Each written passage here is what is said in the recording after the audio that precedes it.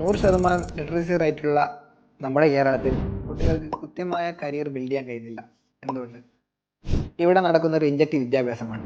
ഒരു സമൂഹത്തിൽ ഒരു കുട്ടി ജനിച്ചു കഴിഞ്ഞാൽ ആ കുട്ടി 1ാം ക്ലാസ് മുതൽ 10ാം ക്ലാസ് വരെ പഠിക്കുക, അത് കഴിഞ്ഞ് +1 +2 ഡിഗ്രി, അത് കഴിഞ്ഞ് ജോലി, അത് കഴിഞ്ഞ് കല്യാണം. ഈ സർക്കിൾ ഇങ്ങനെ തുടർന്നുകൊണ്ടിരിക്കുക. ഫുട്ബോൾ പ്ലെയർ ആണെങ്കിൽ അവൻ 1ാം ക്ലാസ് മുതൽ 10ാം ക്ലാസ് വരെ പുസ്തകം നോക്കി പഠിച്ചിട്ട് കാര്യമില്ല. അവൻ ഗ്രൗണ്ടിൽ ഇറങ്ങി കളിക്കണം, ഫിസിക്കലി അവൻ സെറ്റ് ആവണം, എങ്കിലേ അവൻ എന്താവുള്ളൂ, ഒരു വെൽ സ്പോർട്സ്മാൻ ആവുകയുള്ളൂ. എഡ്യൂക്കേഷൻ എന്നുള്ളത് ഒരുപാട് ഇൻഫർമേഷൻ കളക്ട് ചെയ്യലല്ല, ഒരു നല്ല ക്യാരക്ടർ ബിൽഡ് ചെയ്യുക, അതേപോലെ തന്നെ സമൂഹമായി ഇടപഴകുക. അതിനാണ് യഥാർത്ഥത്തിൽ വിദ്യാഭ്യാസം ഉള്ളത്. അതല്ലാതെ കൊണ്ടാണ് ഇന്ന് സമൂഹത്തിൽ ഒരുപാട് ഇൻട്രോവേർട്ടുകൾ നമ്മൾ കണ്ടുകൊണ്ടിരിക്കുന്നത്. വിദ്യാഭ്യാസം എന്നുള്ളത് പരിപൂർണമാകുന്നത് വിദ്യ നുകർന്നുകൊണ്ട് മാത്രമല്ല, വിദ്യ അഭ്യസിക്കലോടുകൂടിയാണ്. എങ്കിലേ വിദ്യാഭ്യാസം പൂർണ്ണമാവുകയുള്ളൂ.